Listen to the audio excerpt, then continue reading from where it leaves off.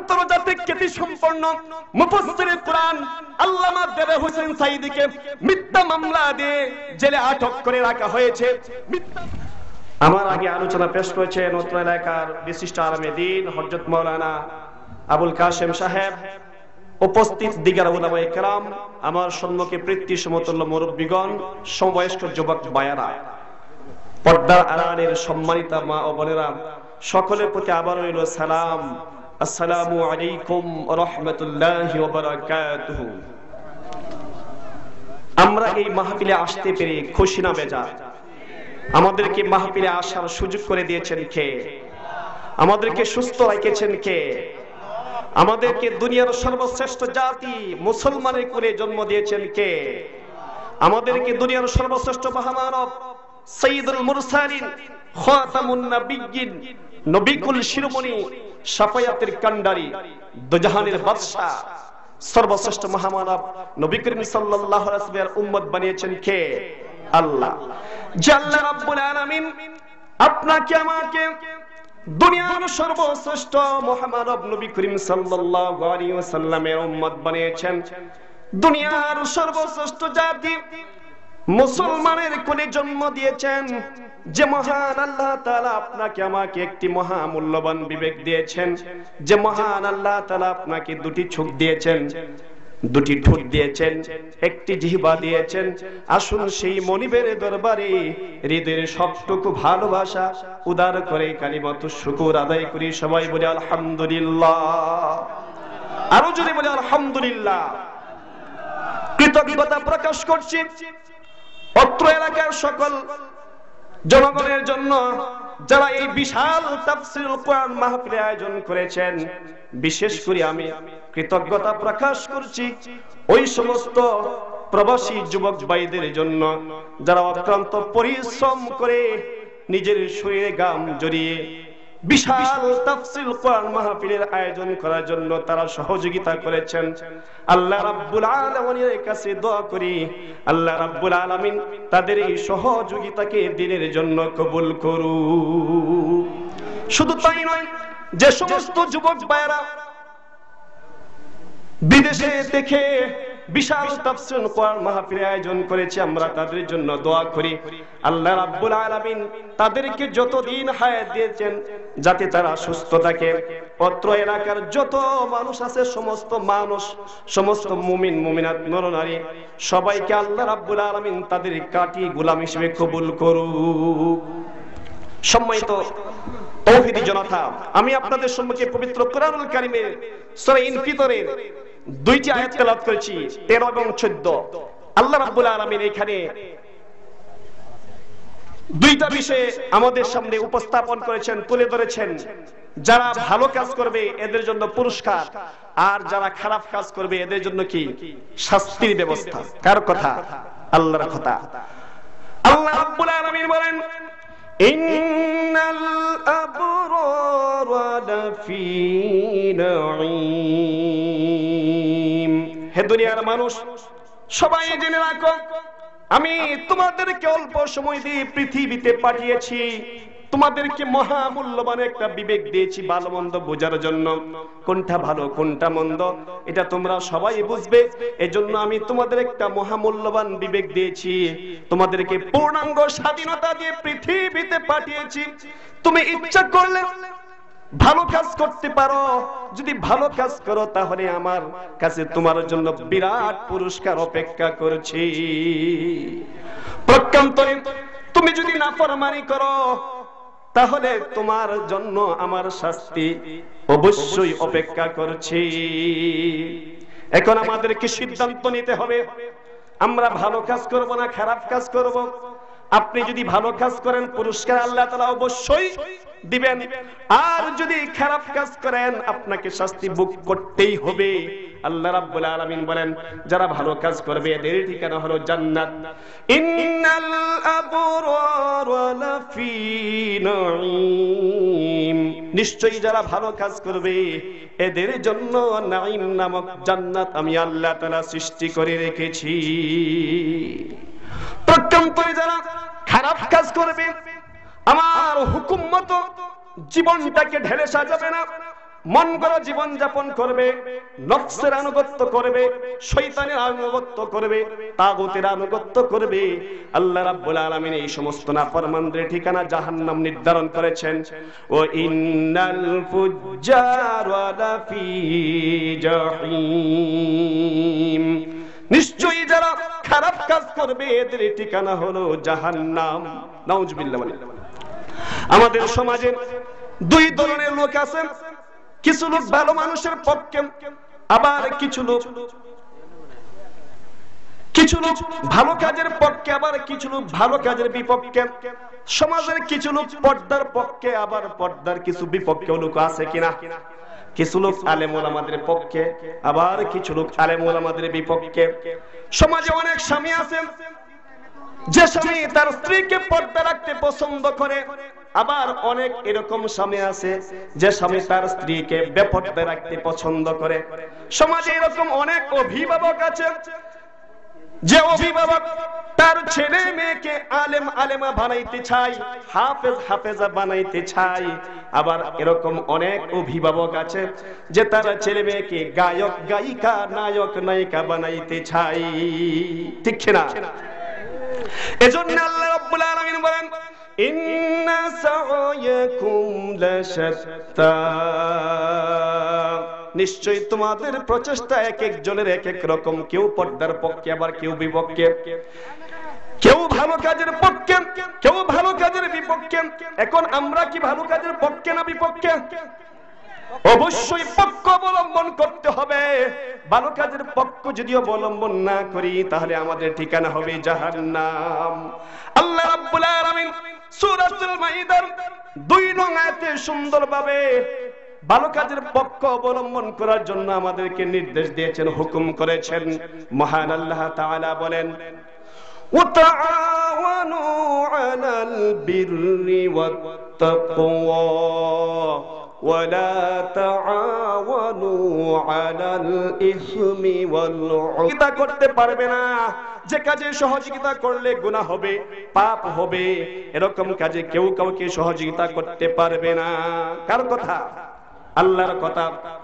এখন আমাদেরকে সিদ্ধান্ত নিতে হবে, আপনি ভালো কাজ করবেন না খারাপ কাজ করবেন, আপনি পর্দার পক্ষে থাকবেন না বিপক্ষে থাকবেন, আপনি আলেম ওলামাদের পক্ষে থাকবেন না বিপক্ষে থাকবেন, আপনি তাফসীরুল কোরআন মাহফিলের পক্ষে থাকবেন না বিপক্ষে থাকবেন।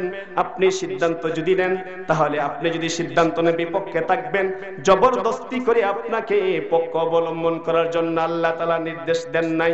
নবী করিম সাল্লাল্লাহু আলাইহি সাল্লামকে আল্লাহ রাব্বুল আলামিন বলেন, হে নবী, তুমি মানব জাতিকে আমার দিকে আহ্বান করতে থাকো, কোরআন এবং হাদিসের দিকে আহ্বান করতে থাকো, সত্যের পক্ষ অবলম্বন করার জন্য তুমি নির্দেশ দিতে থাকো।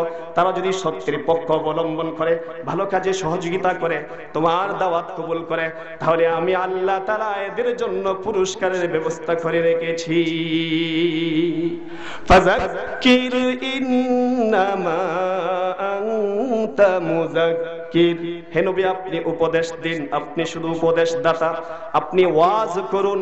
আপনার ওয়াজ শুনে তারা যদি সত্যকে গ্রহণ করে, তাদের জন্য আমি আল্লাহ তাআলা ঘোষণা করেছি, ইন্নাল আবরারা লাফি নাঈম, ওই সমস্ত আনুগত্যশীল বান্দাদের জন্য আমি জান্নাত সৃষ্টি করে রেখেছি। শুধু তাই নয়, আল্লাহ রাব্বুল আলামিন সূরা বনী ইসরাঈলের 9 নং আয়াতে বলেন, যে সমস্ত ঈমানদার লোকেরা ঈমান আনার পর আমলে সালেহ করবে, নেক আমল করবে, হে নবী তাদের জন্য সুসংবাদ দিয়ে দাও। আল্লাহ রাব্বুল আলামিন বলেন, ওয়ায়ুবাশশিরুল মুমিনুনাল্লাযীনা ইয়া'মালুনাস সালিহাত আন্না লাহুম আজরান কারীমা। হে নবী, ওই সমস্ত মুমিনদেরকে সুসংবাদ দিয়ে দাও যারা ঈমান আনার পর আমলে সালেহ করবে, নেক আমল করবে, ভালো কাজ করবে, ভালো কাজে সহযোগিতা করবে, আলেম ওলামাদের পক্ষ অবলম্বন করবে, তাফসীরুল কোরআন মাহফিলে সহযোগিতা করবে, তাফসীরুল কোরআনুল মাহফিলের পক্ষ অবলম্বন করবে।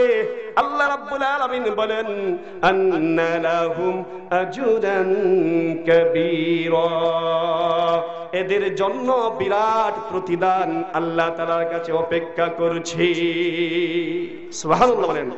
আল্লাহ রাব্বুল আলামিন সূরা কাহফের 2 নং আয়াতে বলেন, وَيُبَشِّرُ الْمُؤْمِنُونَ الَّذِينَ يَعْمَلُونَ الصَّالِحَاتِ أَنَّ لَهُمْ أَجْرًا حَسَنًا। হে নবী, ওই সমস্ত মুমিনদেরকে সুসংবাদ দিয়ে দাও যারা ঈমান আনার পর ভালো কাজ করবে, ভালো কাজে সহযোগিতা করবে, তাদের জন্য উত্তম প্রতিদান অপেক্ষা করছে। সুবহানাল্লাহ বলেন। তাহলে আমরা অবশ্যই ভালো কাজের পক্ষে। ভালো আছে যেখানে আমরা আছি, আলেম ওলামা আমরা আছি, তাফসীর কোরআন মাহফিল আছে যেখানে, ক্যাসিনো আছে যেখানে, আমরা নাই সেখানে, বিপিএল এর উদ্বোধনী অনুষ্ঠান আছে যেখানে, আমরা নাই সেখানে। দীক্ষা জানাই, ঘৃণা করি বাংলাদেশের cricket, Bangladesh premier league cricket খেলা চলতেছে, প্রতিদিন লক্ষ নয় কোটি কোটি টাকা জুয়া খেলা হচ্ছে, ঠিক কিনা? দীক্ষা জানাই এই সমস্ত খারাপ কাজকে। এই বিপিএল এর উদ্বোধনী অনুষ্ঠান যখন উদ্বোধন করা হয়েছিল, তখন ভারত থেকে শাহরুখ খানকে আমন্ত্রণ করে আনা হয়েছে, ভারত থেকে ক্যাটরিনাকে আমন্ত্রণ করে আনা হয়েছে। এই নষ্টামেদেরকে বাংলার সকল কোটি তৌহিদি জনতাদেরকে পর্দার মধ্যে দেখানো হয়েছে অর্ধ উলঙ্গ অবস্থায়, একবার উলঙ্গ অবস্থায়, লজ্জাস্থানের একবার শর্ট একটা প্যান্ট পরে, গায়ে জামা নাই, উলঙ্গ অবস্থায় যে নাচানাচি করেছে, এটা আমরা ধিক্কার জানাই, ঘৃণা জানাই, থুতু মারি, ঠিক না? আমরা এই সমস্ত খারাপ কাজের পক্ষে না বিপক্ষে? অবশ্যই এই সমস্ত খারাপ কাজের বিপক্ষে। যেখানে 90% মুসলমান, এই 90% মুসলমানের দেশে কিভাবে নষ্টামীদেরকে আমন্ত্রণ করে লক্ষ লক্ষ কোটি কোটি টাকা ব্যয় করে এই অনুষ্ঠান চালু করা হয়। দীক্ষারা জানাই যারা এই কাজের সাথে সম্পৃক্ত, আপনারা তওবা করুন। যদি তওবা না করেন, কাল কিয়ামতের দিন অবশ্যই আল্লাহর দরবারে কঠিন জবাবদিহি করতে হবে, ঠিক না? আমরা কি মূর্তি পূজার পক্ষে না বিপক্ষে? মূর্তি পূজার বিপক্ষে। কারণ নবী করিম সাল্লাল্লাহু আলাইহি ওয়াসাল্লাম কাবা শরীফে 360টি মূর্তি ছিল। এই 360টি মূর্তি নবী করিম সাল্লাল্লাহু আলাইহি ওয়াসাল্লাম নিজ হাতে এগুলো অপসারণ করেছিলেন। আজকে আমাদের বাংলাদেশে যদি তাকাই, বাংলাদেশে মূর্তি পূজা কমতেছে না বাড়তেছে? মূর্তি পূজা কমতেছে না বাড়তেছে? বাড়তেছে। কি আমাদের করিমগঞ্জে সঙ্গীতা হল যেখানে ছিল, এখানে কি মূর্তি ছিল? এখন মূর্তি হয়েছে কিনা? কয়টা? 3টা মূর্তি স্থাপন করেছে।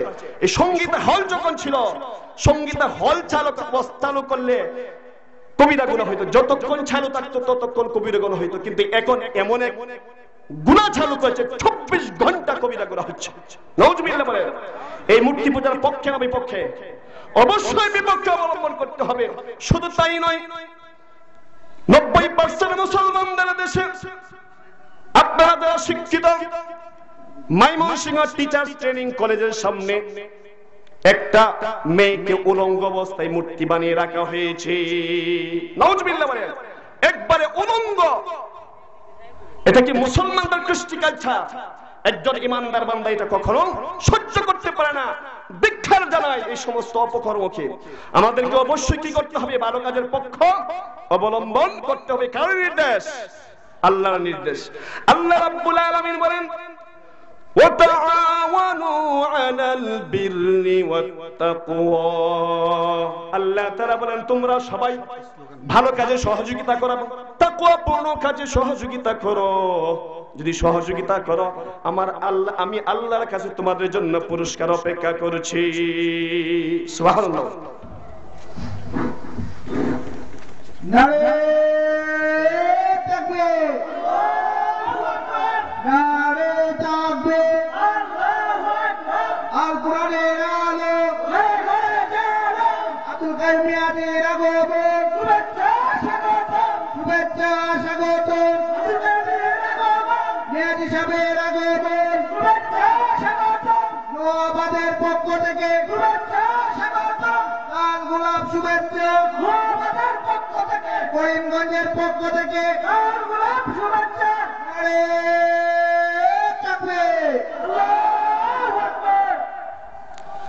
সম্মানিত তাওহীদি জনতা, আমি শেষ করে দিচ্ছি। আল্লাহ রাব্বুল আলামিন আমাদেরকে পাঠিয়েছেন ভালো কাজ করার জন্য, ভালো কাজের পক্ষ অবলম্বন করার জন্য। আমি বলেছিলাম আমাদের সমাজে কিছু লোক আলেম উলামার পক্ষে, আবার কিছু লোক আলেম উলামার বিপক্ষে।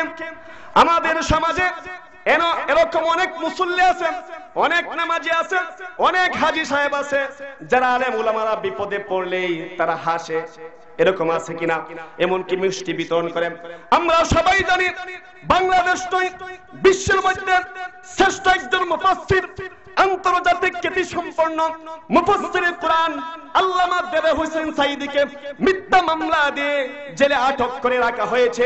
মিথ্যা মামলা দেওয়ার পরে মুসলমান নাম্বারি যাদের টুপি আছে, জুব্বা আছে, পাঞ্জাবি আছে, হজ করেছে, ভালো কাজ করে, এই সমস্ত মুসলমান নামদারি মুনাফিকরা, কিছু মুনাফিক আছে যারা আল্লামা দেওয়ার হোসেন সাঈদীর রায় দেওয়ার পরে মিষ্টি বিতরণ করেছিল। ঠিক না? কোরআনের পাখিকে অন্যায় ভাবে জেলে আটক লেগে রেখেছে। আমরা আল্লাহর কাছে বিচার পেশ করছি, আল্লাহ রাব্বুল আলামিন তাদেরকে যাতে উপযুক্ত বিচারের ব্যবস্থা করে দেয়। ঠিক কিনা? আর যে সমস্ত মুসলমান নামদারি মুনাফিকরা আলেম ওলামাদেরকে মিথ্যা রায় দিয়ে ফাঁসি দেওয়ার পরে যারা মিষ্টি বিতরণ করছে, এই দিন নয়, আরো দিন আছে। তোমাদেরকে একদিন অবশ্যই আল্লাহর আঘাত গড়ায় দাঁড়াইতে হবে। ঠিক কিনা? এই জন্য আসুন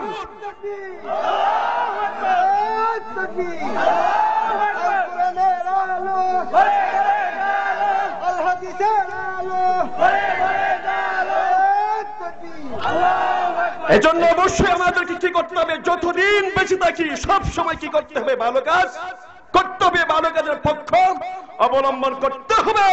আমরা যদি ভালো কাজ করি, ভালো কাজের পক্ষ অবলম্বন করি, ভালো কাজের সহযোগিতা করি, পুরস্কার দিবেন কে? আল্লাহ কি দিবেন? জান্নাত। কি দিবেন? জান্নাত। আমরা সবাই জান্নাতে যেতে চাই কিনা?